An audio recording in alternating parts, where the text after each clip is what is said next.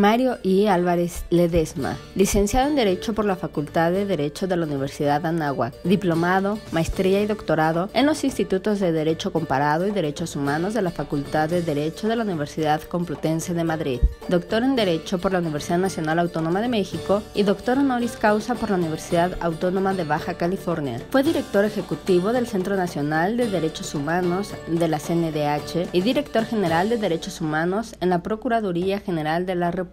Posteriormente, se desempeñó en la misma institución como subprocurador de Derechos Humanos, atención a víctimas y servicios a la comunidad. En el ámbito académico, fue fundador y primer director del Departamento de Derecho de la Universidad de las Américas y del doctorado en Derecho de la Sociedad del Conocimiento, impartido en el Tecnológico de Monterrey, Campus Ciudad de México. Actualmente es profesor investigador adscrito al Centro de Investigación e Informática Jurídicas de la Escuela Libre de Derecho. Como catedrático, ha colaborado en instituciones tales como la UNAM, el ITAM, la Universidad Iberoamericana y el Tecnológico de Monterrey. Ha publicado diversos artículos sobre teoría de la justicia y derechos humanos y los libros Introducción al Derecho y Fundamentos de Derecho 1, así como el Diccionario Analítico en Derechos Humanos en Integración Jurídica, en coordinación con el doctor Roberto Cipitani.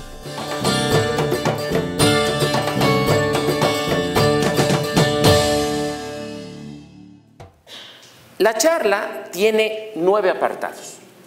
Lo primero que voy a hablar es de cómo creo deben ser conceptualizados los derechos humanos.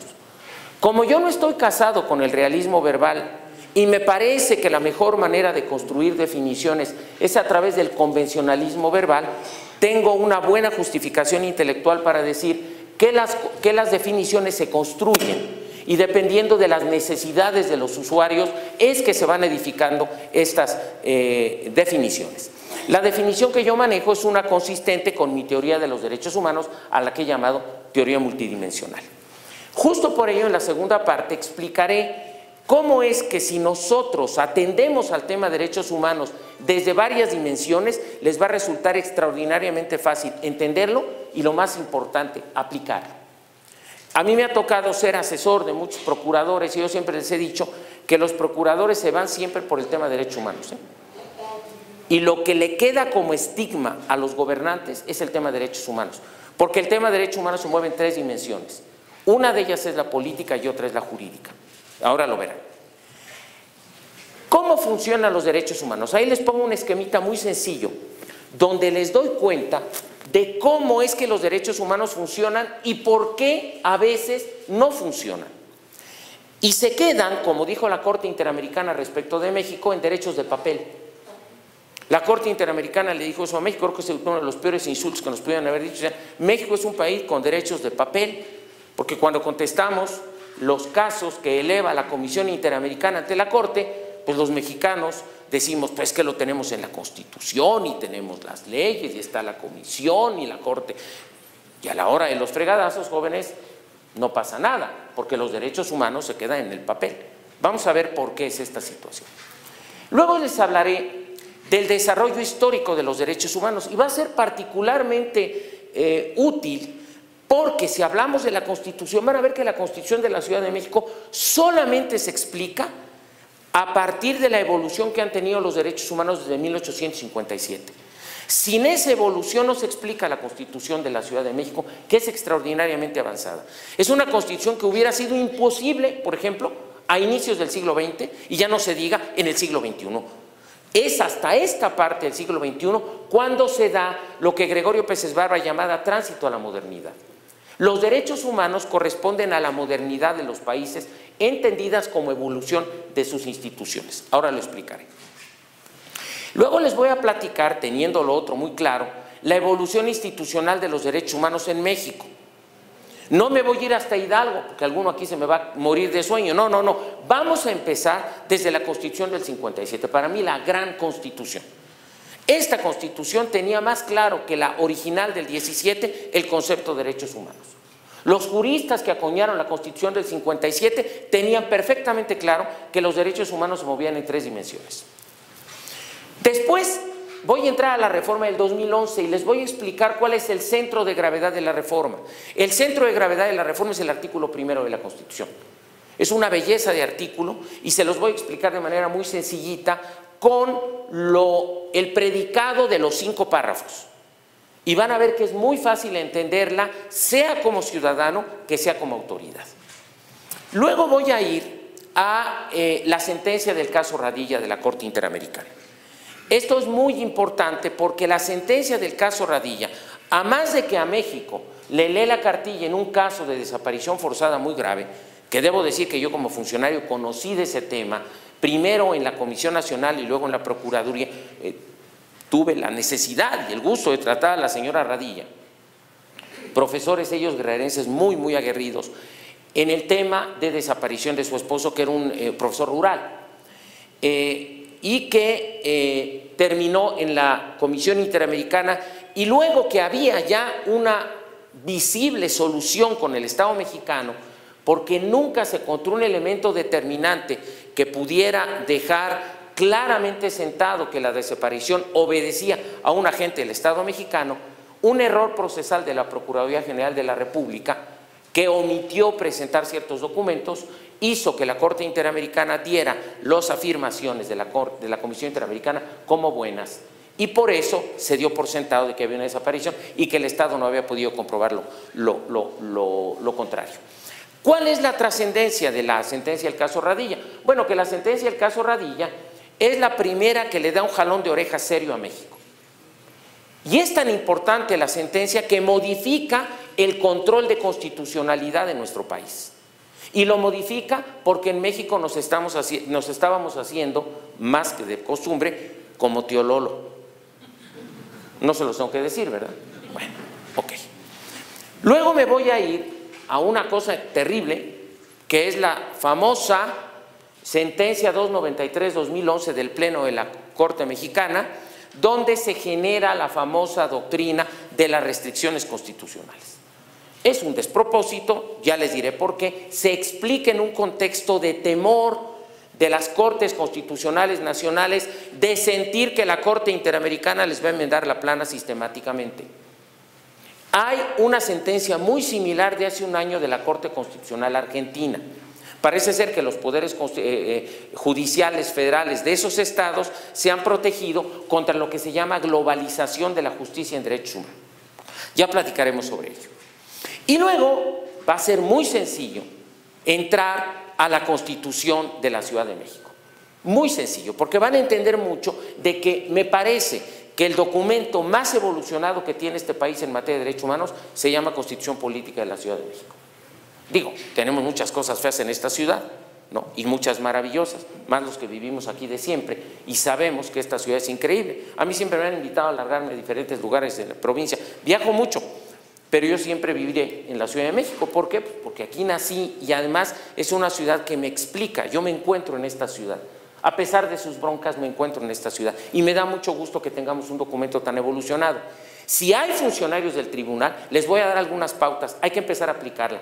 ¿Y por qué en mi criterio podemos esta Constitución elevarla a lo que se llama el bloque de constitucionalidad, convencionalidad? Pero ahí necesitamos un truquito de interpretación que se vale si seguimos el criterio del párrafo segundo del artículo primero de nuestra Constitución Federal vigente, en el sentido de que la determinación de la fuente de derechos humanos se establece por el contenido y grado de protección, no por el instrumento en el cual se encuentra. Ahorita platicamos de eso. Esta definición es una que he venido acuñando a lo largo de los años. Le quito, le pongo, le agrego, como producto de lo que voy estudiando y trabajando. Miren, esta definición contempla la idea, fíjense qué sencillo, de que los derechos humanos se gestan, esto les va a ayudar y ahorita regreso a la definición, en 3 niveles de discurso. Miren, a veces los abogados tenemos una proclividad a portarnos como socios de la Evenflo. Si no me entienden, les hago un esquemita. ¿Qué producía la Evenflo? Mamilas, exactamente. Entonces parecemos accionistas mayoritarios del Evenflo, ¿no? Pensamos que el mundo lo diseñamos nosotros y no es cierto. El concepto de derechos humanos, la idea de derechos humanos, el instrumento de derechos humanos lo construyeron los filósofos políticos de los siglos XVII y XVIII. básicamente 4 pensadores: John Locke, Rousseau, Hobbes y Kant. Estos señores tenían 2 peculiaridades. Todos ellos eran justnaturalistas, o sea, pensaban que además del derecho positivo existía algo que se llamaba derecho natural, y si había colisión entre el derecho positivo y el derecho natural, había que estar al derecho natural. Hay supremacía, ¿correcto? Y además pensaban que el origen de la sociedad era el contrato social. Y esto no es gratuito. Ellos partían del presupuesto, y esto es clave para entender los derechos humanos, que los seres humanos éramos entes racionales. Estoy hablando de una teoría ética, racionales. Por lo tanto, dotados de la capacidad de decidir entre lo bueno y lo malo, y por ende con la potencialidad para establecer nuestro proyecto de vida. Ese es el concepto de persona humana que late detrás de las teorías de los derechos humanos. Es un concepto muy avanzado que supera la idea de la monarquía, donde no había ciudadanos, había ¿qué? Súbditos. Y los súbditos tienen derechos por gracia del monarca, ¿no? No porque tengan derechos propios y no porque sean personas racionales. Es un cambio abismal. Los libros de estos señores eran evidentemente revolucionarios. Por ejemplo, de la obra de Hobbes, el Leviatán, que se publicó en latín originalmente, se publicaron 400 ejemplares en Ginebra. Porque lo que Hobbes decía era que el poder, como estaba establecido en las monarquías absolutas, era ilegítimo. Porque lo que otorgaba, fíjense qué interesante, el derecho a mandar y por tanto a obedecer, el deber de obedecer, era que el Estado y particularmente la autoridad tenía como vocación inicial proteger los derechos naturales de las personas. Porque se supone, según estas teorías, que los seres humanos surgíamos en un estado de naturaleza, ¿ya? Y en el estado de naturaleza teníamos ¿qué? Derechos naturales. Lo que sucedía, según la idea de Locke y de Hobbes, es que los seres humanos, como éramos egoístas, mentirosos, ventajosos, evidentemente no tenían ni idea de lo que éramos los seres humanos, ¿no? Llegaron a la conclusión de que si no había una autoridad que hiciese por el uso de la fuerza cumplirse tales derechos, estos no se iban a cumplir. Pero los seres humanos, al darse cuenta que si continuaban así se iban a destruir, llegaron a un acuerdo social, a un contrato. ¿Quiénes pueden hacer contratos? Ente dotada de facultades para pensar y para decidir, con consentimiento. O sea, hay un acuerdo y se dice, oye, está bien, vamos a llegar a un acuerdo social. Yo renuncio al uso de la fuerza y tú a cambio autoridad, ¿qué me das? Protección y seguridad. Si me das protección y seguridad para que yo pueda ejercer mis derechos naturales y ser feliz, en ese momento tú estarás legitimado. Ese es el origen de la teoría de los derechos humanos. Y está en la obra de estos 4 pensadores. Eso hace, fíjense, que los derechos humanos terminen por convertirse en una teoría de la legitimidad política primero y después de justicia. Porque los derechos humanos por eso se ponen en declaraciones, se ponen en catálogos, se ponen en elencos, porque son criterios, fíjense qué bonito y qué sencillo, para medir el funcionamiento de las instituciones públicas. ¿Ya? Si yo quiero saber si una institución pública está funcionando, lo que hago es medirlo con base en ¿qué? En el catálogo. Y te digo, oye, ¿tú te comprometiste a qué? A tratarme como persona, a reconocer mi personalidad jurídica, a darme derecho al voto, a darme derecho a la salud, a darme derecho a creer en Dios y a ejercer ese derecho, etcétera, etcétera, etcétera. Si el Estado, a través de su autoridad, cumple con esas exigencias, el Estado es legítimo y además justo. ¿Me expliqué? Esto es una genialidad, porque es algo aparentemente muy sencillo, pero tiene una enorme riqueza conceptual. Luego se viene la Revolución Francesa. ¿Por qué va a ser importante la Revolución Francesa? Bueno, uno generalmente memoriza estos conceptos. Es importante porque los franceses, y hay que reconocérselos, fueron los primeros en llevar a la praxis política las teorías de los pensadores del siglo XVIII.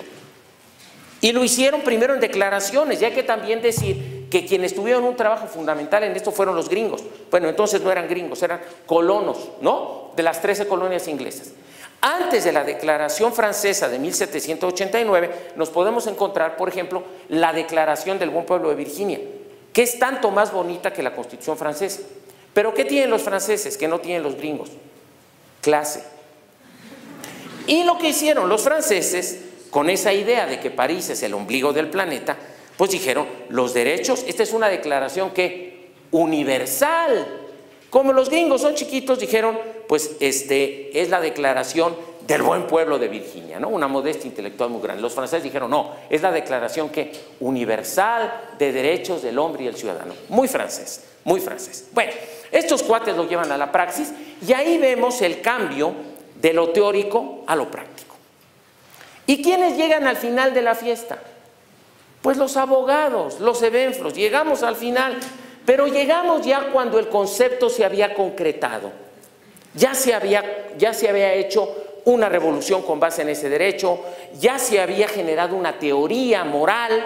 Y entonces, ¿qué hicieron los abogados? Y los primeros que lo hicieron, hay que reconocérselo, fueron los gringos.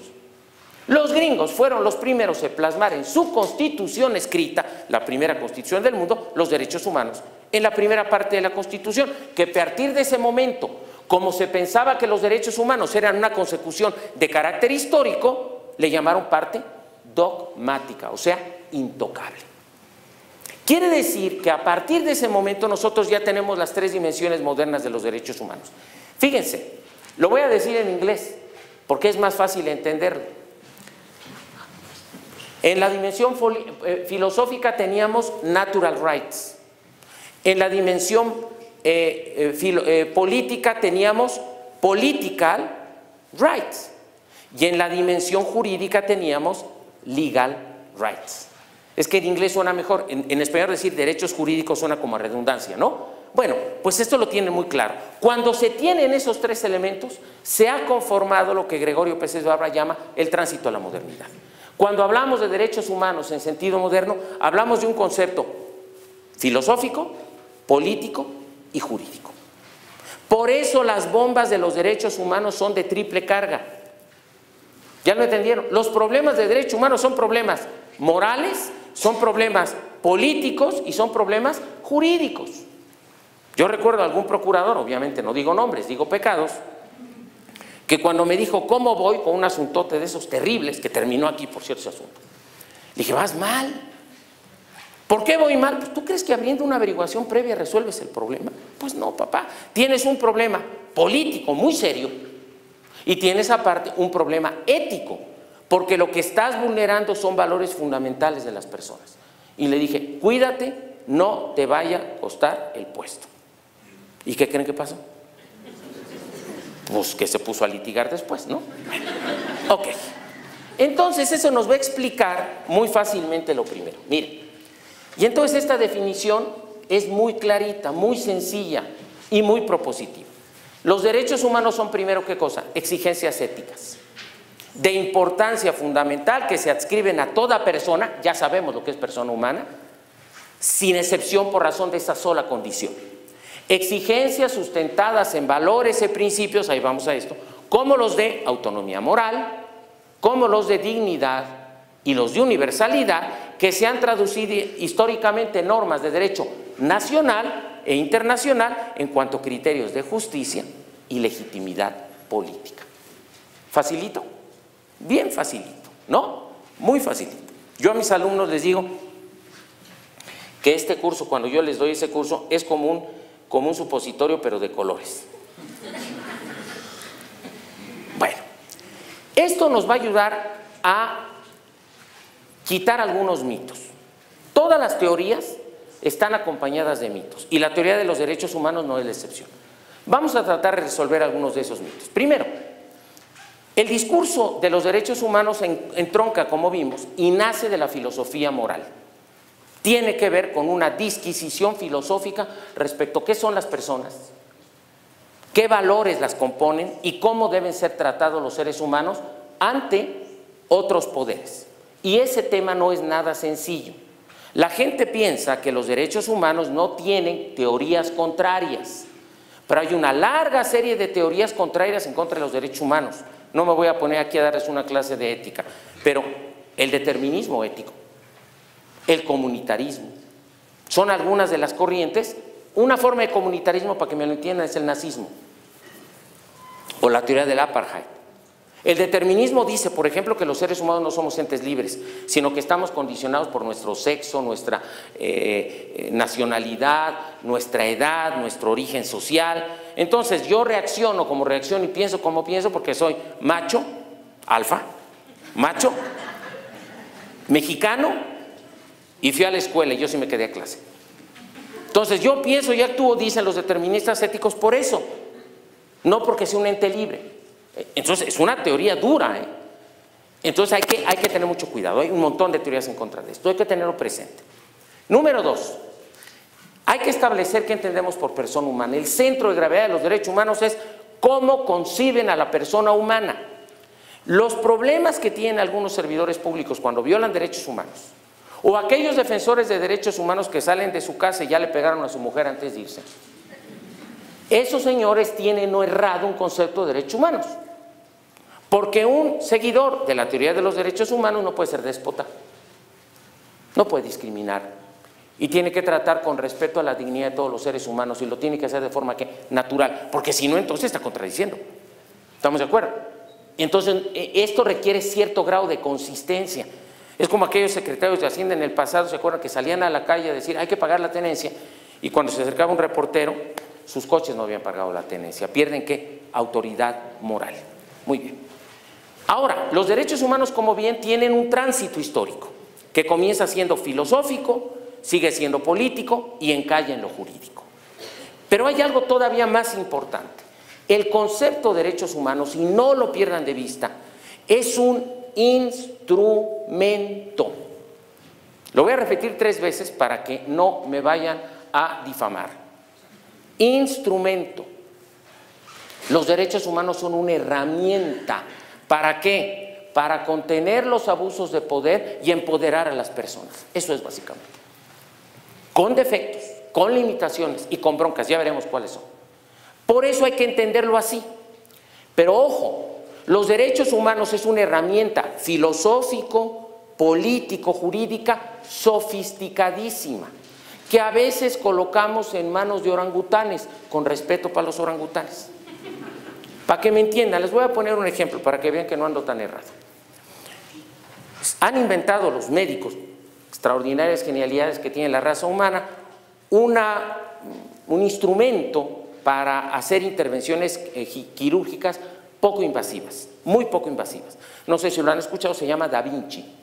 Esta máquina, que ya han comprado algunos hospitales, tanto públicos como privados, cuando ustedes entran, por ejemplo, a hacerse una operación de próstata o una operación donde tienen alguna hernia, pues cuando ustedes entran al lugar donde les hacen la operación, se lo digo porque yo me curé una hernia con eso, yo dije, esto no es un hospital. Mi idea del hospital pues es de matasanos y de carniceros, ¿no? Por lo menos los médicos que yo conociera eran así, tenían una pinta de carnicero, ¿no? Bueno, yo entré y lo que me encontré eran unos cuates que traían unos anteojitos, unos guantes y parecían científicos. Y me dijeron, a ver, señor, mire, le vamos a poner un tipo de adormecimiento, pero le vamos a dejar con la posibilidad de que usted vea su operación. ¿Cómo que? Pues sí, le ponen una película ahí, y la película es de su propia intervención quirúrgica, y le pueden ir preguntando al médico qué está haciendo. Es increíble. Bueno, son médicos muy preparados, entran por el ombligo, no son invasivos, salen ustedes prácticamente caminando. Es una maravilla. Para manejar esa máquina hay que tener, ¿qué? Un entrenamiento sofisticado. Bueno, imagínense ustedes que algún aquí magistrado, ustedes son muy buenos, ¿no? Presidente del tribunal, oiga, señor, usted es doctor en Derecho, éntrele, pásele al Da Vinci. Jóvenes, cristiano que nos ponen, cristiano que despachamos. Al término de la tercera operación hecha por un doctor en Derecho, ¿cuál va a ser la defensa? La máquina, ¿qué? No sirve. ¿Y la máquina no sirve? ¿Quién es el que no sirve? El cirujano. Es exactamente lo mismo que sucede toda proporción guardada, o como decimos los juristas, vis a vis mutatis mutandis. Ahí sí me entienden, eso sí le entiendo. Vis a vis mutatis mutandis. Los derechos humanos son una herramienta de legitimidad política y de justicia de la más alta sofisticación, a veces en manos de abogados. Hay por ahí, yo encuentro alguna ONG que de repente empieza a decir, es que el estorbo para la justicia son los derechos humanos. Lo que pasa es que es un instrumento que no se sabe utilizar y que además tiene otro problema, un problema que se llama vaciamiento conceptual. El vaciamiento conceptual es una dificultad que se da cuando nosotros utilizamos de manera sistemáticamente errónea un concepto. Esto apréndanselo, porque va a tener que ver con la palabra sí, mi amor. Ahorita les voy a explicar por qué. El vaciamiento conceptual, dicen los filósofos del lenguaje, opera cuando yo descontextualizo una expresión y la utilizo para todo. La mejor manera de explicarlo es con un cuento, muy rápido les voy a contar. ¿Se acuerdan de aquella famoso cuentecito? A mí me dormían así, mis padres todavía, con un cuento que se llamaba Pedrito y el Lobo. ¿Sí se acuerdan de Pedrito y el Lobo? Pedrito era el hijo de unos pastores, ¿no? Medio pasado de tueste, el tal Pablito, Pedrito, como se llame, y se supone que a él le encargan sus ovejas, sus papás, porque estaban aburridos sus papás y querían diversión. Entonces se van, ¿no? Se van a divertirse a su casa y y le dicen, oye, hay un lobo que está depredando la zona. Si se aparece el lobo, te trepas al árbol más cercano para salvar tu vida y aparte vas a gritar, auxilio, ahí viene el lobo. ¿Estamos? Bueno, aquel entiende a las primeras. El problema que se suscita es que el tipo a los 5 minutos y sin tablet se estaba picando los ojos. Dejen a un niño sin tablet y se suicidan. No. Desesperado el chamaco, no sabía qué hacer. Bueno, pues entonces, después de un rato, aburridísimo, dice, vamos a ver qué pasa. Se trepa al árbol y grita, auxilio, ahí viene el lobo. Salen sus papás, ya se imaginarán en qué estado, ¿no? Salen sus papás, salen los vecinos armados, vamos a agarrar al lobo, y cuando llegan aquel chamaco estaba muerto de la risa, doblado de la risa. Lo reprenden, le dicen, oye, chamaco baboso, ya algunos incluso la toman a bien y ríen también. Pasan 2 horas y también el tipo se empieza a aburrir. ¿Y qué se le ocurre? Treparse al árbol y gritar, auxilio, ahí viene el lobo. Vuelve a venir la gente a apoyarlo. Pero cuando se dan cuenta que es una broma, la consideran ya de mal gusto y dicen, chamaco baboso, no hagas estas cosas, nos estás asustando, etcétera, etcétera. Bueno, todo el mundo regresa a sus casas y Pablito, Pedrito, como se llamaba este animal, Pedro Pablo, se queda a cuidar las ovejas. Pero ¿qué pasa? Llega el lobo. El tipo corre, se sube al árbol y grita, auxilio, ahí viene el lobo. ¿Quién va a ayudarlo? Absolutamente nadie. ¿Qué le pasó a la expresión? Se vació de contenido. Porque en ese contexto, auxilio, ahí viene el lobo, significaba, tontos, vengan acá, les voy a tomar el pelo, ¿no? Por eso les dije que esto pasa cuando después de muchos años vacían de contenido la expresión, sí, mi amor. ¿Ya entendieron?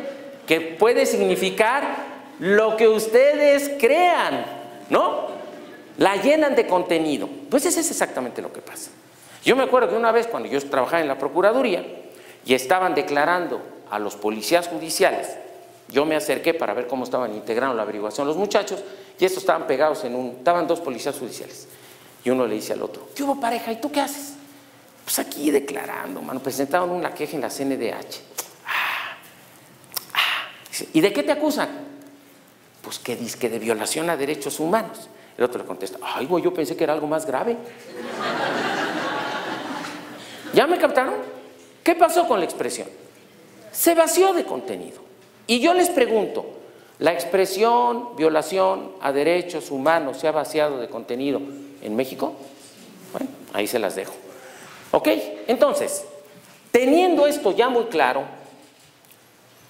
me va a permitir llevar a este esquema que es muy sencillo y les va a permitir entender cómo funcionan los derechos humanos en las sociedades modernas. Nos queda claro que los derechos humanos son una teoría de la justicia, ¿verdad? Y que también son una teoría de la legitimidad. Esta teoría de la justicia tiene 3 presupuestos teóricos.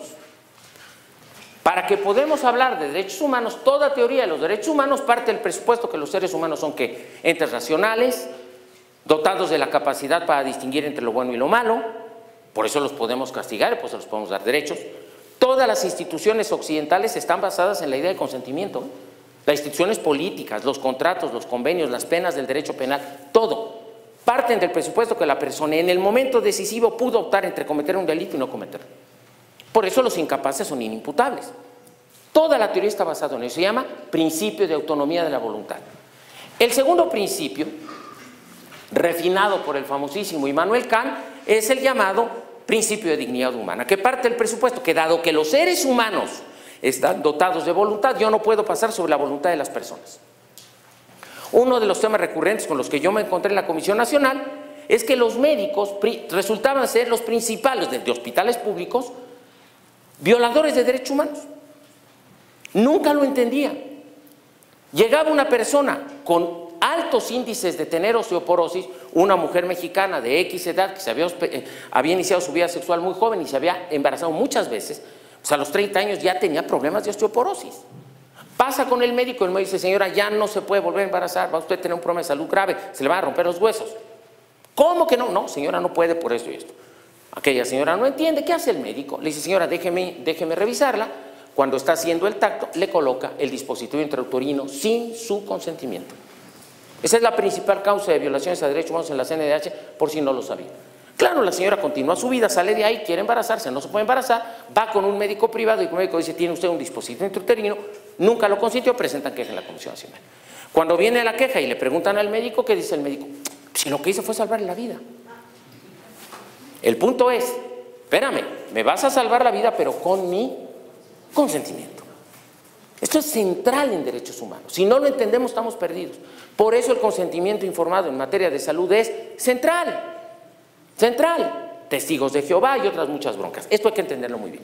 Y por supuesto, esto les voy a explicar más rápido adelante, lo que es el principio de universalidad. Esta idea de los derechos humanos tiene dos contenidos. Uno, que toda vez que los derechos humanos se tienen por ser persona humana, tienen carácter universal. Son derechos que yo tengo no por ser mexicano, no por ser mujer, no por ser varón, los tengo por ser persona humana, o sea, por gozar de ¿qué? De autonomía y dignidad. Por tanto, los puedo tener en México, en África, en China, en donde sea. El ámbito natural de los derechos humanos es la universalidad. Yo no tengo derechos por ser mexicano, por ser gringo. Otra cosa es la protección nacional. Esto es fundamental. Por tanto, ese es el carácter universal. Pero tiene otro elemento que generalmente no se explica. Los derechos humanos son universales en sentido, y este es uno de los términos medio sofisticadones, que se llama en sentido epistemológico. Esto quiere decir que el discurso racional de los derechos humanos los puede entender cualquier ente racional. Ahorita con un ejemplo lo va a entender muy bien. Basta que sea ente racional persona humana para que lo pueda entender. Sin embargo, hay teorías de la justicia que no aceptan esto. Por ejemplo, y lo van a captar a cabalidad, el nazismo es una teoría de la justicia que tiene como requisito epistemológico, o sea, de conocimiento, el que ustedes, para poder entender esa doctrina, sean arios. Si no son arios, no van a entender el discurso del nazismo. Se los voy a poner más fácil. En BIS venden un libro que dice, los hombres son de Marte, las mujeres son de Venus. Es exactamente el mismo principio, aunque la gente no lo sabe. Se llama también determinismo. O sea, ¿por qué no me vas a entender? Pues porque tú eres de Venus y tú de Marte. Es decir, yo no tengo capacidad intelectual para entender los problemas que como mujer tiene mi esposa. Tengo que ser forzosamente mujer para entender los problemas que tiene una mujer. Pues no. Pues no, y lo mismo pasa a la inversa. Si no, imagínense, esto se convierte en un diálogo de locos. Nunca te voy a entender porque eres hombre, tú no vas a entender porque soy mujer. ¿Por qué? ¿Cuál es el argumento fuerte? Es que tú eres de Venus y yo soy de Marte. Pues es un libro de Vives, ¿no? ¿Estamos de acuerdo? Los que leen algunos políticos, ¿no? Ya me captaron. ¿Ya entendieron? ¿Sí? Entonces, las teorías de los derechos humanos se basan en esos tres presupuestos. Pero ahorita viene algo, como decía mi abuelita, donde la burra tuerce el rabo. El caso es que, ¿dónde viene la parte difícil? Todo esto es ¿qué? Teoría. Una teoría moral bellísima, sofisticada, ¿no? Como dicen los ingleses, hard philosophy, para que ustedes me entiendan, filosofía dura. Es de filosofía difícil. Hasta ahí todo muy bien y todos muy contentos. El problema radica en los presupuestos funcionales. A ver, esto es clave. Los presupuestos funcionales de los derechos humanos, como su nombre indica, son las condiciones que son menester, que son necesarias para que puedan funcionar. ¿Me están siguiendo? Funcionar. Como ven, a mí me gustan mucho los ejemplos. Será porque soy profe. A ver, todos en este auditorio tienen potencialmente la capacidad para ser atletas olímpicos. ¿Sí? Pues sí, ¿no? En principio sí o no. Pero si ustedes van creyéndose la parte teórica y dicen, no, pues el profe doctor Álvarez dice que yo puedo ser atleta olímpico, y se les mete la idea de que quieren estar en las próximas Olimpiadas. Y llegan al Comité Olímpico Nacional y exigen, como ciudadanos mexicanos ejerciendo el derecho al deporte que está en la Constitución de la Ciudad de México, su derecho a ser atleta olímpico. Y piden a ustedes que los inscriban en las eliminatorias. Quieren ser corredores de 100 metros, ¿no? El jamaiquino mexicano. Bueno, jóvenes, al salir del arrancadero les va a pegar un tirón, si no es que les pega un infarto y se mueren ahí. ¿Me equivoco? ¿Qué falló? Pues los presupuestos funcionales. Estamos pasados de peso, no estamos entrenados, no comemos bien, ¿no? Le pegamos al tequila, tenemos deportes extremos. Por Dios, no pueden ser, aunque se den las condiciones teóricas, ¿qué? Atletas olímpicos. ¿Qué tendrían que hacer? Generar las condiciones funcionales para hacerlo, y las condiciones funcionales para hacerlo es algo que no hacen. Bueno, lo mismo pasa con los derechos humanos. Para que los derechos humanos se realicen y funcionen, es menester que se den condiciones en la sociedad. Si no, jóvenes, se quedan en el papel.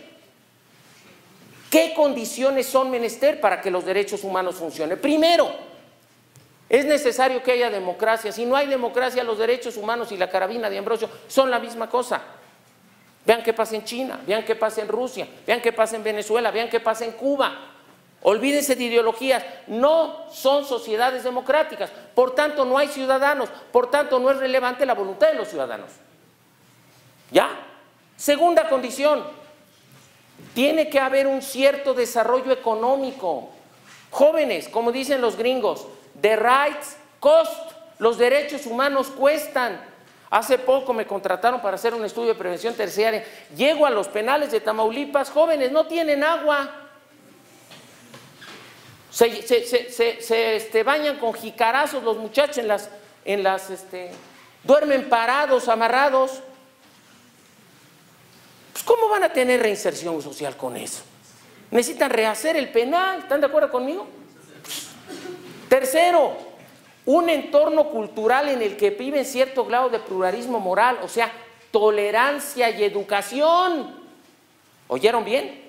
Tolerancia y educación. Si la ciudadanía no está educada, aunque haya reglamento de tránsito, ya sacaron las nuevas normas, ¿no? Van a ver, yo quiero ver cómo lo aplican, voy a estar muy atento. Y por supuesto, ¿qué se requiere? Estado de Derecho.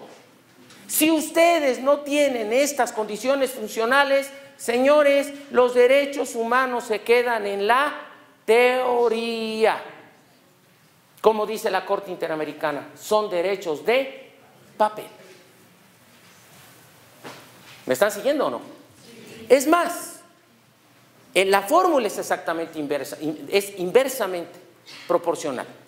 Dime cómo está tu democracia, tu desarrollo económico, tu entorno cultural y pluralismo político y tu Estado de Derecho, y te diré cómo está la situación de tus derechos humanos. ¿Ya? Entonces, jóvenes, esto es lo que se llama welcome to the reality, ¿no? Bienvenidos a la realidad. ¿Quieren saber cómo están los derechos humanos en México? Vean ese lado y van a ver que esto empieza a hacer mucho ruido. Empieza a hacer mucho ruido, ¿no? Cuando el policía que viene en la noche, yo cuando llego a mi casa y se me acerca un policía, tiemblo. Me da pavor. La única ventaja que tienen los policías de la Ciudad de México, están uniformados y los puede uno reconocer. De veras, jóvenes, yo sigo siendo abogado. ¿De terror o no? Imagínense que llegó: señor oficial, Usted, como adalid del Estado mexicano, proteja mis derechos humanos. Bueno, prometo que ya me voy a portar serio. Es que uno no puede dejarse irónico. Digo, yo soy de esta tierra, jóvenes, yo conozco mi país. Aquí entre gitanos no nos leemos las cartas, ¿eh? Perdón, está bien que tengo cara de francés, pero no soy francés. ¿Ya? ¿Me siguieron? Ok. Segundo, ahora, quiere decir que a través de la relación entre presupuestos teóricos y presupuestos funcionales, yo traslado los derechos humanos a normas nacionales e internacionales, ¿no es cierto? Y las hago constituciones o tratados. Y cuando yo tengo un déficit en derechos humanos, por ejemplo, derecho a la salud, tengo déficit en la vacunación o tengo déficit en la educación y en las escuelas, ¿qué establezco? Una política pública. ¿Para qué? Para llenar el déficit. Que es cómo resuelvo el problema de los presupuestos funcionales y hago verdad la teoría. ¿Ya? Y entonces, cuando esto funciona de manera circular, tenemos un Estado virtuoso. Un Estado, no hay estados perfectos, que ante el déficit, ¿qué hace? Aplica políticas públicas, buenas políticas públicas, con presupuesto, con objetivos muy claros, etcétera, etcétera. Y entonces desarrollo derechos humanos, bien. Para eso se hicieron los diagnósticos de derechos humanos, se veía dónde estaba el déficit, se daba un presupuesto y se hacían políticas para ayudarnos en género, para ayudarnos en igualdad, para ayudarnos en salud, etcétera, etcétera, etcétera. Está fácil, ¿no? Digo, fácil de entenderlo. Ok, si ya entendieron esto, lo demás es pan comido. Bueno, pues los derechos humanos entonces han evolucionado generacionalmente. Han evolucionado generacionalmente. Los derechos humanos han tenido que enfrentar necesidades históricas. ¿Estamos de acuerdo? No es lo mismo los problemas sociales, algunos son similares en los derechos humanos de primera generación, y uno ve también el tamaño de la bronca del país cuando se ve el tipo de generación de derechos que se están violando. Cuando en mi querido México se siguen violando derechos humanos de primera generación, pues estoy jodido. Perdonarán ustedes, estoy fregado. Pues, ¿qué problemas tienes? Tortura. ¿Qué problemas tienes? Desaparición forzada. ¿Qué andamos? En la prehistoria, ¿no? Segunda generación, derechos cívico-políticos, Revolución Francesa, valor a conseguir libertad. Tercera generación, derechos económicos y sociales, Revolución Industrial, derecho a la educación, derecho al trabajo, seguridad social. Cuarta generación, derecho al desarrollo, ¿no? Finales, siglo XX, derechos de las nuevas generaciones. Vayan a ver cómo la Constitución de la Ciudad de México tiene cosas muy bonitas. Quinta generación, lo que se le llaman los derechos a la red, los famosos derechos del entorno Internet. Nuevos problemas y nuevos riesgos, robos de personalidad, ¿o no? Jurídica, robo de datos personales, violación a derechos de autor. No, si yo me pusiera a presentar demandas en derechos de autor, olvídense, es una locura, ¿no? Y está en internet, es maravilloso, es muy útil, pero tiene un lado oscuro. ¿Qué tienen que generar? Derechos, garantías de protección. Bueno, el evento de hace unos días de este guitarrista que se colgó en un árbol enfrente a su casa, ¿no? Con el tema de redes sociales que no están reguladas, sigue el debate internacional sobre si se deben o no regular, el tipo le cargaban una situación muy delicada y el tipo se colgó. Yo no sé si sea verdad o no, pero son situaciones que antes no existían. Yo recuerdo un asunto que llevé muy grave de una escuela, me contrataron para ayudar ahí en el tema como abogado. Unos muchachos de secundaria se llevaron unas botellas de tequila de sus casas, saliendo se fueron a tomar y filmaron a las chicas cuando estaban ahí jugando dominó, ya saben en qué condiciones.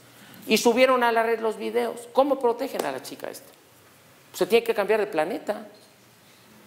¿Estamos de acuerdo? Ese es el problema de la globalidad, ¿no? Una noticia de aquí se conoce en China y la de China acá. Yo sé que su chino es muy fluido, pero de todas maneras, ¿no? Las imágenes tienen facilidad de comprensión. Entonces estamos ante nuevas necesidades históricas. Hoy se habla de cinco generaciones de derechos humanos. Esto va a ser útil cuando llegue a la Constitución. Y entonces ya voy de salida. Fíjense qué sencillo. Por lo tanto, esta teoría de los derechos humanos nos llega muy bien en la Constitución del 57. Si ustedes leen el artículo primero de la Constitución del 57, van a hacer efectivo aquello que decía el maestro Rabasa, este constitucionalista maravilloso mexicano. Dijo: el artículo primero de la Constitución de 57 es poesía jurídica. Un artículo sensacional donde dice: los derechos del hombre son el objeto de las instituciones sociales, ¿no? El Estado otorga las garantías para su protección. O sea, muy claro.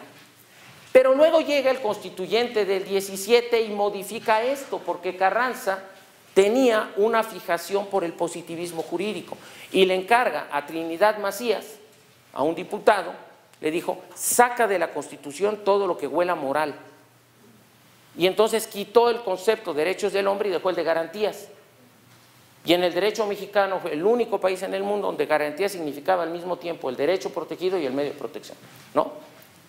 Pasan muchos años, hasta 1990, cuando México se empieza a meter al rollo de la globalidad, se funda la Comisión Nacional de Derechos Humanos en 1990. Y en el 1992 lo metemos a la Constitución, en el apartado B de la Constitución. Teníamos ya justicia tipo ombudsman. ¿Estamos? Luego en 1995 se termina de afinar lo que hoy sabemos se llama control concentrado de la constitucionalidad. ¿Se acuerdan? Y se mete junto con el amparo, se meten las acciones de inconstitucionalidad y las controversias constitucionales.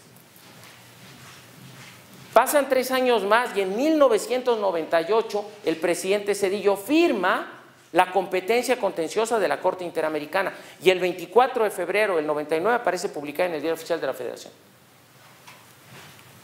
En 2010, justo 10 años después, se emite la sentencia al caso Radilla. ¿Se acuerdan? Que cambia el control de la convencionalidad en México. Y luego, en el año 2011, se emite la reforma constitucional de derechos humanos. Ese es, abuelo de pájaro, el devenir del derecho constitucional y del derecho positivo de los derechos humanos en México. La reforma del 2011 es muy trascendente por muchas razones, porque resuelve los problemas. Yo sé que no se ve nada, por eso les platico. La reforma del 2011 lo que hace es volver, como les dije, a la normalidad internacional de los derechos humanos que habíamos roto el 5 de febrero de 1917. Cuando yo era funcionario, ustedes vieron en mi currículum, yo tuve la fortuna de ser uno de los 2 abogados mexicanos que comparecieron ante la Corte Interamericana en una opinión consultiva. Cuando llegábamos ahí nos teníamos que cambiar el chip los funcionarios mexicanos, porque íbamos a hablar de derechos humanos y en nuestro país seguíamos hablando ¿de qué? De garantías. De garantías. Era movernos el chip. Bueno, la reforma en sus 5 párrafos, eliminado el 4, que es un resabio de historia constitucional mexicana porque se prohíbe la esclavitud. Pero el primer párrafo es particularmente importante, porque el primer párrafo resuelve 2 problemas centrales. El primer problema que resuelve es conceptual. Regresa el concepto de derechos humanos y se separa de las garantías. Por tanto, el derecho humano es independiente del medio de protección.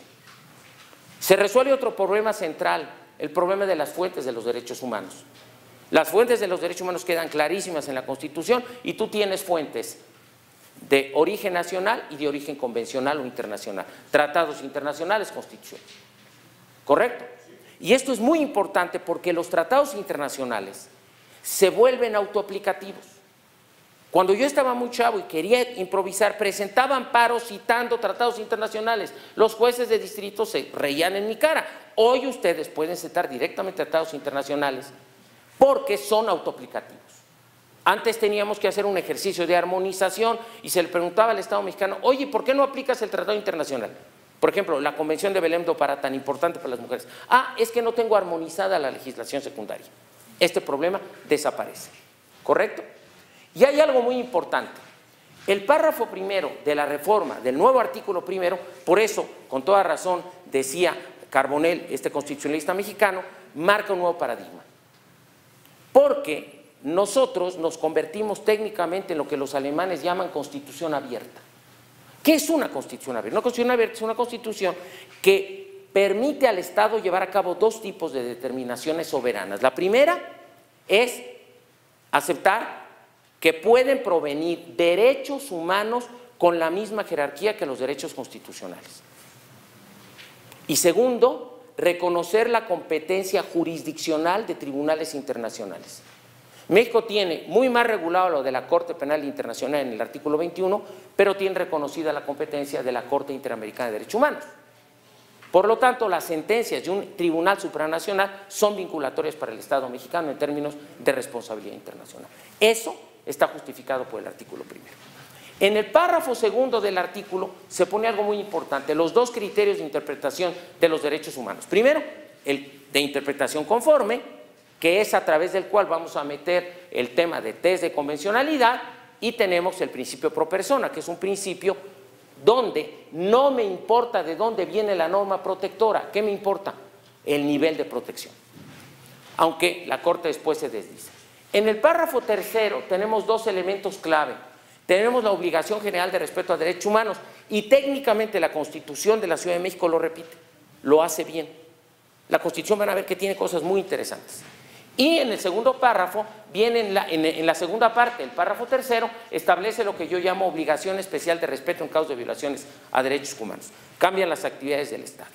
Antes, esas obligaciones estaban solo en tratados internacionales. México las lleva a su Constitución.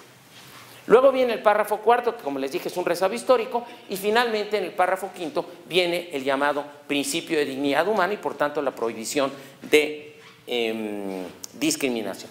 Lo que está ahí que tampoco ven, pero sí en mis libros, es traté de hacer un ejercicio práctico y poner todos los derechos constitucionales y todos los derechos de los tratados de la OEA y de la ONU que forman lo que hoy llama la Corte el bloque de constitucionalidad, convencionalidad. Lo que está ahí es el mapa nuevo de protección a los derechos humanos. Tenemos en el sistema dos vías de protección, tenemos la jurisdiccional y la no jurisdiccional. O sea, la protección tipo ombudsman y la protección ante tribunales. Y la protección ante tribunales tenemos dos tipos de sistemas. Uno muy importante que es el de la sentencia, el caso Radilla, que va a ser el control de convencionalidad. El control de convencionalidad México lo circunscribió y la Corte también en el párrafo de la sentencia Radilla a el control jurisdiccional. En otros países de América Latina y en alguna opinión consultiva de la Corte Interamericana, el control de convencionalidad es general, no se aplica solamente para sentencias. Esto es muy interesante. Bueno, México completa con esa sentencia y tenemos un control concentrado. Hay un poder del Estado que se dedica a cuidar que no se viole la Constitución y se reforma la ley de amparo diciendo de manera muy clara, el amparo es un instrumento para defender ¿qué? Derechos humanos. Clarísimo, ya queda resuelto ese problema en el derecho mexicano. ¿Y por qué el control de convencionalidad? Porque el control de convencionalidad es un tipo, no el único, de control difuso.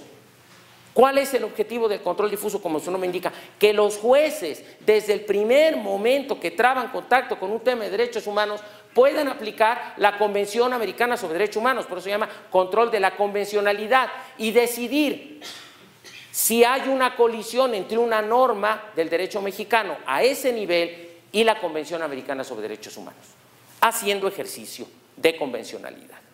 Aplicado ese test, él decide, como no puede tomar una determinación general, si aplica o no la norma. ¿Y cuál aplica? La más protectiva. Este tiene su técnica, un día si quieren les explico, pero no nos da tiempo para hacer el test, ¿no? No es tan complicado, es más, la Corte Interamericana tiene un modelito que se puede aplicar. Cuando nosotros agotamos los recursos de jurisdicción interna, ya tenemos completamente desarrollado el sistema internacional, nada más que eso no nos hemos dado cuenta y es bellísimo. Cuando ustedes agotan los recursos de jurisdicción interna, dice la Convención Americana sobre Derechos Humanos, o no existe el recurso, o el que tienen es insuficiente, pueden irse a la Comisión Interamericana o irse a la ONU. ¿Cómo deciden? Pues su abogado les tiene que decir cuál es la vía más fácil y más protectora. No siempre es la ONU, no siempre es la Convención, depende del órgano y cómo se pueda generar, pero eso ya es otra historia y eso sí les cobro honorarios si quieren que les ayuden. Aquí está la sentencia, el caso Radilla, simplemente ahí está la parte de la Constitución de la sentencia donde al Estado mexicano dice tienes obligatoriamente que aplicar el control de la convencionalidad dependiendo de los órganos y de las competencias de tus instituciones internas. Y esto nos cambia el modelo, esto obliga a que la Corte mexicana, en una sentencia muy importante de la que la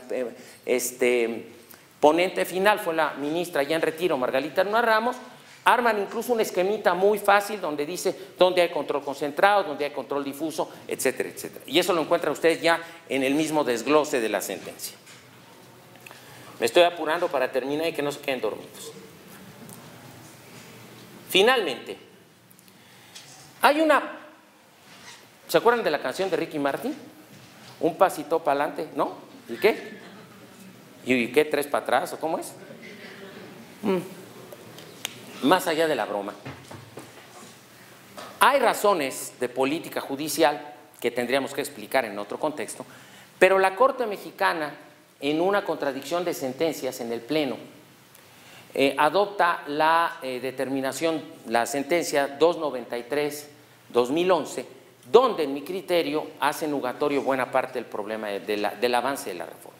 En esta sentencia, explicado de manera muy sencillita, la Corte utiliza una palabra que está al final del párrafo primero del artículo primero de la Constitución, donde dice que los derechos humanos no podrán restringirse ni suspenderse, sino en los casos y en las condiciones de la Constitución establece. ¿Estamos de acuerdo? Y entonces, con base en eso, sentencias que eran contrapuestas de colegiados, unos decían que en caso de colisión entre la Constitución y un tratado internacional habría que estar a la Constitución, otros decían que habría que estar a los tratados. Aplicando el sistema nuevo, la Corte, en una muy extraña forma de proceder, decide que cuando haya esta colisión hay que estar a la restricción constitucional. Es un problema muy serio porque evidentemente vulnera la Convención Americana sobre Derechos Humanos, sentencias de la Corte Interamericana y sobre todo hace nugatorio el principio de progresividad. Porque en materia de derechos humanos, según el párrafo segundo de la Constitución, no es dónde está el derecho, por eso por la Constitución de la Ciudad de México es tan importante, no es dónde está el derecho, sino qué tanto protege. Y entonces yo voy a elegir como fuente el derecho que me dé mayor protección, no el derecho que tenga la mayor jerarquía formal. ¿Ok? ¿Vamos bien? Me voy a apurar para terminar y entrar así sea un ratito rápido a las preguntas que me tengan que hacer. En este esquema yo esto lo explico. En la sentencia, la Corte hace muy bien en establecer lo que los constitucionalistas llaman el estándar de normalidad constitucional. Es decir, cuál es la regla general a la que tienen que sujetarse todos los abogados y todos los ciudadanos y todas las instituciones. Y lo dijo de manera muy correcta, dijo toda norma general, por tanto implica tratados, reglamentos, leyes, en sentido amplio, y todo acto de autoridad o de particulares cuando actúen como autoridad deben ajustarse a la Constitución política de los Estados Unidos mexicanos y a las normas de derechos humanos previstas en los tratados firmados y ratificados por el Estado mexicano, así como con la jurisprudencia de la Corte Interamericana como extensión de la Convención Americana sobre Derechos Humanos, salvo que haya restricción. ¿Y cuáles son esas restricciones? Bueno, ya se hizo el trabajo dogmático, el trabajo doctrinal. Hay un libro publicado por 3 investigadores del Instituto de Investigaciones Jurídicas que se dieron a la chamba de ver cuáles eran las restricciones que había en la Constitución respecto de los tratados internacionales de derechos humanos por el Estado mexicano. Es un libro que está publicado en Porrúa, se llama Teoría de las Restricciones Constitucionales. Y atrás viene la lista, y estos investigadores dicen son 95. Pero la última que va a decidir pues es la Corte. ¿Estamos? Es la Corte la que va a decidir cuando efectivamente hay o no una restricción, porque es el intérprete oficial de la Constitución. Bueno, ahí están las razones que yo ya les mencioné. Y ya voy a la parte final y les voy a hablar bien y también un poco mal de la Constitución de la Ciudad de México. A mí me parece que hay 1, 2, 3, 4, 5 momentums, o sea, espacios jurídicos, políticos, que generan un cambio en la estructura del derecho mexicano en materia de derechos humanos.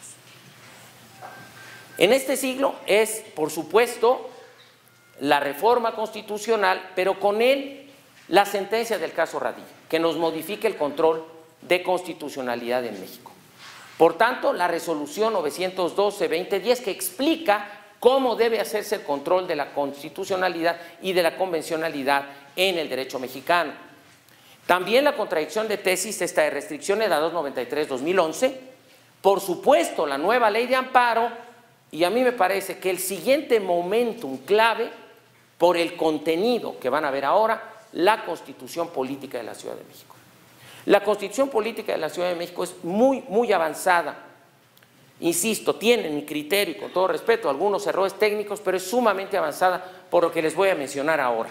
Miren, Este momentum es importantísimo por muchas razones. Voy a dejar de lado el tema de la legitimidad de la Constitución, porque el constituyente tuvo ahí sus problemitas, porque realmente los ciudadanos no decidimos quiénes iban a ser los diputados, sino solamente un porcentaje menor del Congreso Constituyente que determinó esta nueva Constitución. Voy a dejar de lado. Voy a dejar de lado también el tema de las controversias constitucionales que hubo en la Corte sobre algunos artículos, porque no me daría tiempo. ¿Qué aspectos me parecen centrales de esta nueva Constitución? Primero, el rescatar que somos una sociedad multilingüe, pero en los hechos. La Constitución se publicó en español y en náhuatl. En esta ciudad, el idioma originario se llama náhuatl. Y esto es un dato muy relevante, porque hay un reconocimiento de que buena parte de la sociedad también se comunica en una lengua diferente al español. Los principios rectores son extraordinarios, porque en el artículo 3, la Constitución de la Ciudad de México establece lo que hizo la Constitución del 57, por eso les dije que iba a ser muy fácil. El artículo 3 es un artículo en el que reconoce que los derechos humanos tienen 3 dimensiones, que es un instrumento de legitimidad política y que es un instrumento de justicia de las instituciones sociales, y que el objetivo de las instituciones sociales es promover y proteger derechos humanos, y que el centro de gravedad, el principio central, es el principio de dignidad humana. Fabuloso para una Constitución. Bien logrado en el artículo 3. ¿Qué hay? ¿Cuáles son las dos grandes aportaciones en mi criterio? Me parece que la Constitución de la Ciudad de México técnicamente logra dos cosas: hacer efectivo lo que se llama el principio de progresividad. A ver, explico rápidamente en qué consiste el principio de progresividad. El principio de progresividad es uno que se gesta por los años 80 del siglo pasado en la Cumbre Mundial de Derechos Humanos de Viena. En la Cumbre Mundial de Derechos Humanos de Viena, las Naciones Unidas hace una reunión internacional muy importante donde trata de resolver una bronca que se había gestado después de la Segunda Guerra Mundial. Después de la Segunda Guerra Mundial, como saben, el mundo se hizo bipolar. Estaba el bloque comunista encabezado por la Unión Soviética y los países que eran seguidores de esa doctrina, más Cuba, y del otro lado Estados Unidos y los países que rodeaban la doctrina capitalista norteamericana. ¿Por qué hay un retraso en los países socialistas? Porque los países socialistas son países, ahora me van a entender muy bien, de filosofía comunitarista. Por tanto, para ellos los derechos más importantes no son los derechos individuales, sino los derechos sociales. Y del otro lado, el desarrollo fundamental es el de derechos individuales, cívicos y políticos.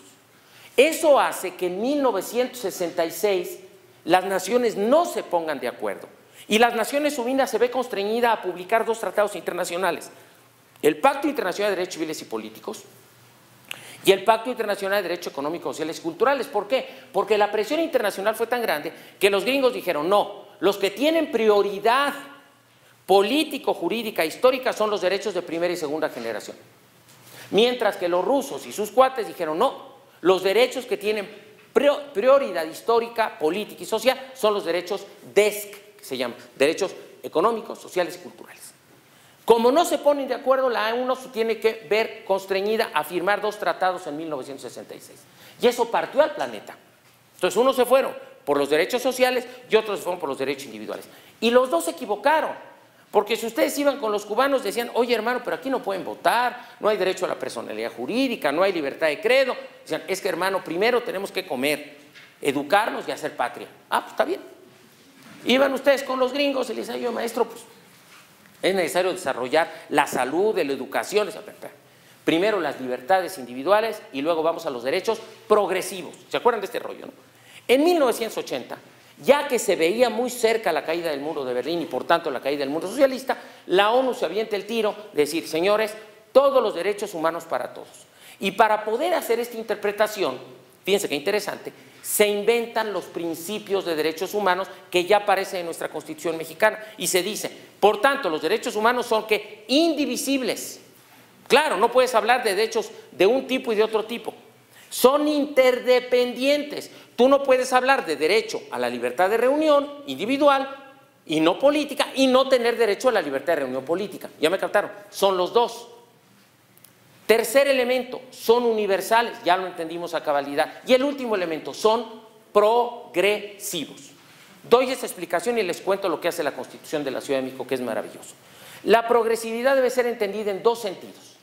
Hay una cosa que se llama progresividad horizontal y otra cosa que se llama progresividad vertical. La progresividad horizontal es esa que, para que me entiendan, lo que hace es desdoblar el contenido de los derechos, lo desdobla como un acordeón. Ustedes, si se ponen a estudiar derechos humanos internacionales, van a ver que en 1948 lo único que teníamos era la Declaración Universal, que tenía 30 artículos. En este momento hay 450 tratados internacionales. ¿Eso cómo se llamó? Progresividad. ¿Qué se hizo? De 3 artículos, por ejemplo, que eran los derechos de los niños, ¿qué fue el efecto de la progresividad? Se hizo luego una Declaración Internacional de los Derechos del Niño. Y luego se empezaron a firmar tratados específicos de derechos del niño. Uno de las Naciones Unidas, otro del sistema europeo, otro del sistema interamericano. Ese desdoblar de los derechos se llama progresividad horizontal. Y la progresividad vertical es la protección, el grado de protección que tienen los derechos humanos. El grado de protección internacional, ¿cómo comenzó? Con el sistema de informes. Luego, con las quejas que daban como resultado decisiones no vinculatorias. Y finalmente el sistema de protección encalló en ¿qué? En tratados que ahora otorgan facultades a un tribunal internacional para emitir sentencias vinculatorias. ¿Ya? Fue increciendo. ¿Se acuerdan que les dije? Ahí está. Increciendo horizontal, increciendo vertical. ¿No? Increciendo. No increciendo. No, increciendo. Para que apantallen a sus novias. Increciendo. I diritti umani crescono e si svolutano crescendo. ¿No? Ya. A pantalla, ¿no? Bueno, la Constitución de la Ciudad de México tiene una cosa bellísima, hace progresividad horizontal y pone derechos humanos fundamentales que no están en la Constitución General de la República. ¿Cuáles son? No voy a tener chance de verlos en detalle, ya tenía marcada la Constitución, pero no he tocado, se los doy. Por eso le llamo progresividad horizontal. Habla de un nuevo catálogo, de una carta de derechos, aplica los mismos principios obviamente como no podía ser otro modo, pero habla de una ciudad garantista, eso es muy interesante, en el sentido de Ferrajoli, no en el sentido de Carranza. ¿Cómo le otorgo derechos y garantías a los ciudadanos? Estados constitucionales garantistas, ¿no? Y entonces habla de derechos sexuales, de derechos a defender los derechos humanos, que es fantástico, el derecho de acceso a la justicia, el derecho humano a la buena administración, ahí traigo un caso interesantísimo sobre eso, ¿no? El derecho a la privacidad y protección de datos personales ya en la Constitución, la ciudad educadora y del conocimiento, y entonces se habla del derecho al deporte, del derecho a la vida digna, de ciudad incluyente, de derecho a la ciudad, de ciudad habitable y de ciudad segura, con los contenidos novísimos que tiene la Constitución, que dan para tesis doctorales. Cuando mis alumnos del doctorado me dicen, oiga, doctor, no sé qué escribir mi Constitución, les agarro a golpes con la Constitución de la Ciudad de México. Léetela, tarugo, para que se te quite. Y entonces van a ver que tiene una serie de posibilidades fantásticas. No me da tiempo, pero ya lo van a entender muy bien. Y finalmente, esto es una cosa interesantísima, que habrá que ver cómo esto se trepa en materia de defensa, porque yo como abogado me amparo, o me voy a la Comisión Nacional y busco que la Comisión Estatal me reciba, y si no me voy a la Comisión. Hay ciertas fórmulas. Pero en la Ciudad de México se publicó en febrero la Ley Constitucional de Derechos Humanos y Garantías en la Ciudad de México, que es una norma extraordinaria. Y miren, para que yo lo diga, cuelga, es una norma extraordinaria. Un ejemplo claro de, ahora sí lo vamos a entender, progresividad que horizontal. Incluso ya tengo jueces específicos, jueces que se tomó la figura de Colombia, jueces específicos para defender derechos humanos. Hay mucho para dar. Como ven, en el panorama queda sensacional, pero debemos hacer efectivo, y con esto concluyo, aquello con lo que comencé hablando, que evolucionemos de los derechos de papel a los derechos de verdad, ¿no? Porque tenemos el soporte jurídico. Ahora lo que hay que hacer efectivo es el soporte político y el soporte humano. Y eso ya depende de los ciudadanos y sus autoridades, Dios no baja y nos hace efectivos los derechos. A mí me gusta cerrar este tipo de conferencias porque me acuerdo mucho de un maestro norteamericano, sencillo, como los buenos profesores universitarios. Decía, para que en los estados los derechos humanos funcionen, decía, los derechos humanos se los debe uno tomar en serio. Él tenía un librito muy bonito, que se llama Taking Rights Seriously, los derechos en serio. Si queremos que los derechos humanos funcionen, no los vaciemos de contenido, no hagamos lo que Pepito, ¿se acuerdan? Dotémoslos de contenido real.